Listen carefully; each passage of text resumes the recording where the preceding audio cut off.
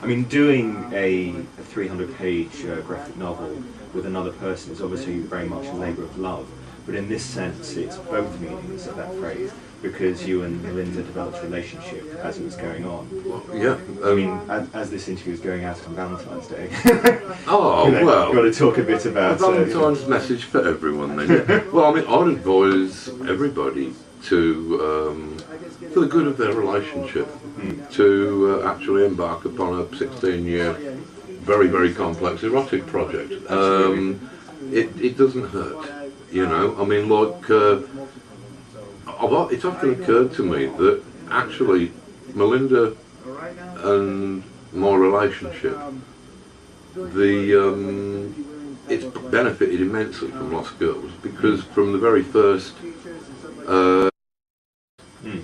even when we barely knew each other, we were sort of having to be very frank about what worked for us in terms of erotica and pornography. And there's a lot of relationships which can get to their bitter end without either partner having necessarily revealed as much about themselves as that. So that was how our relationship started, with kind of complete sort of sexual honesty and everything like that. And I think that as much as the book has helped the relationship, I think that the relationship has coloured the book, because what was important to us was that Lost Girls, yes, it should be beautiful, it should be colourful, it should be intelligent, but it should also be compassionate, it should be warm, it should be emotionally warm, which is a difficult thing to achieve in pornography. Well, so much of it is just about the act, not the relationship. Well, absolutely. I mean, like, and there was a difficult balance to actually, we realised that we had to have an awful lot of the act in there, but we decided otherwise it's not going to work as pornography.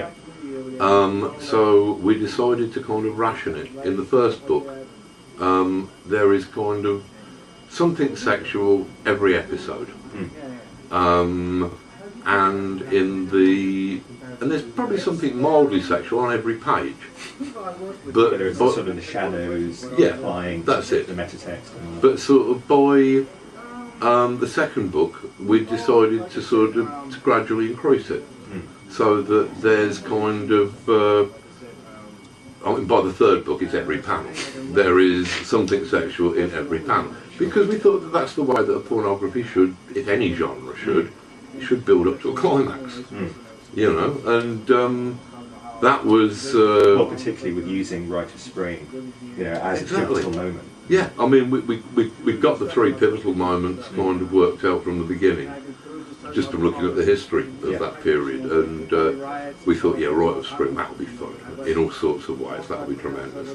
And then the episode at the end of book 2, where you've got the assassination of Franz Ferdinand, the emperor, not the archduke, not the contemporary band. So, but you see, I'm here. I can make modern references with the best of them. That'll be in The Extraordinary Gentleman when you get to the end of the century. but it's yeah, you know, we'd worked out, we'd heard about this island where it was tropical for a couple of, for a few weeks in the year. Although it's surrounded by snow-peaked mountains, there is this tropical island apparently. And so we thought, all right, we'll set this kind of encounter between the girls there intercutting with the assassination. And then at the end of the third book, you know, World War I. Those seem like emotionally charged moments to sort of to break the narrative, you know, and we were able to structure it, you know, perfectly. Yeah. It's sort of right from the start. We knew pretty much what was going to be on every page. You know. When it came to collaborating with Melinda as writer and artist, I mean, how much did you kind of influence each other's decisions? I mean, you talk about Dalek and Glove Puppet. Yeah, I mean, actually think about it, a Dalek wouldn't be very good with a glove puppet, because they've only got that sucker thing and then the egg whisk that fires lightning bolts or whatever, you know. But, I mean, the way that it actually worked, it was probably one of the most intricate collaborations that I've ever done. Right. I mean, like, normally I tend to turn out these gigantic scripts that are like phone directories, which actually crush the human spirit to even read, you know. And Melinda had been used to working as a writer-artist. She'd never read a script before. Right. And so she found it a lot easier if I just did a rough thumbnail picture, which I was terribly embarrassed about because they're really sloppy. I can't draw very well.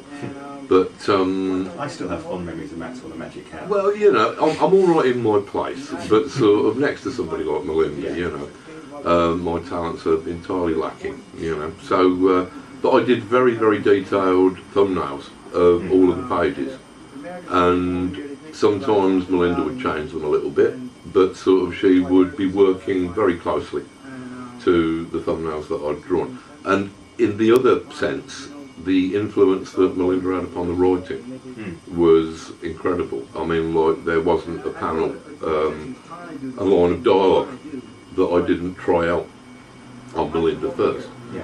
This was one of the benefits of having both a man and a woman involved in the work, because we were able to come up with erotica that hopefully would appeal to both genders, that would appeal to different sexualities. You know, we tried to make it as universal as we could and as accepting as we could. Yeah. I mean, the other project you collaborated with Melinda on was Cobweb in Tomorrow's Stories. I mean, in that it was very much working in the genre of pulp fiction. And ironically, actually, in the introduction to Taboo 5, where Lost Girl starts, Douglas Winter was talking about The Phantom Lady as being a kind of like challenging erotic strip that he remembered from his youth. Well, I mean, I suppose that with the ABC strips in general, I was trying to kind of harken back to archetypes, at least in the comic book sense, that no longer really seem to appear in comics, but which I'd always enjoyed. Yeah. And we thought of various things. I mean, I enjoyed like Kirby and Simon's Fighting American, so we had me and Jim Bakey doing the first American. You know, I enjoyed Herbie. And some of that went into Jack Be Quick that I did with Kevin Nolan. But I'd always kind of liked the idea of glamour strips. But they're always generally so empty and vacuous that they're not actually about anything other than the bosom of the heroine. You know, so we were thinking, well, surely you could kind of use a kind of, pretty much a cipher, just a sort of an icon, like the Phantom Lady, like some of those kind of sexy, diaphanous 1940s comic heroines. But you could actually probably do something quite funny, quite clever, a bit experimental.